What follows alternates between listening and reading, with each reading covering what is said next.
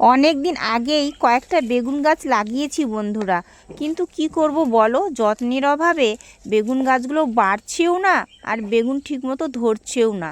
ধরেছিল অবশ্য, দুই একটা বেগুন ধরেছিল, আমি খেয়েছি।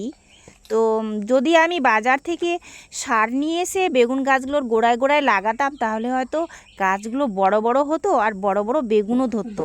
তো আমি চাই না সেরকম করতে। আমি চাই গোবর সার দিয়ে বেগুন গাছগুলোকে বড় করতে আর বেগুন ধরাতে। তো আমি তো আর বাজারে বেগুন বিক্রি করব না, জাস্ট শুধু আমি খাবো গো, শুধু খাবো। আর ট্রাই করছি গোবর সার দিয়ে কেমন বেগুন ধরে বুঝতে পারলে? তো তাই আজকে তোমাদের দিদিভাই বসে গেছে গোবর সার নিয়ে এসে বেগুন গাছের যত্ন করতে। আসলে কি জানো, আমাকে না গাছ যত্ন করতে খুবই ভালো লাগে। আর আমার হাতে যদি গাছ যত্ন করে গাছটাকে আমি জীবিত করতে পারি তাহলে আমার খুব আনন্দ লাগে। বাবারে! দেখতে পাচ্ছ এখানে মনে হচ্ছিল তো কি এখনো পোকা ওটারে আছে, তার জন্য আমি ভয় পেয়ে গেছিলাম গো বন্ধুরা।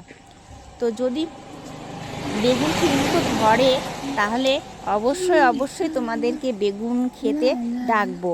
বেগুনের চপ খাওয়াবো, বেগুনের ভাজা খাওয়াবো আর বেগুনের ঝোল খাওয়াবো। তো কারা কারা খেতে চাইছো একটু জানিও, ঠিক আছে?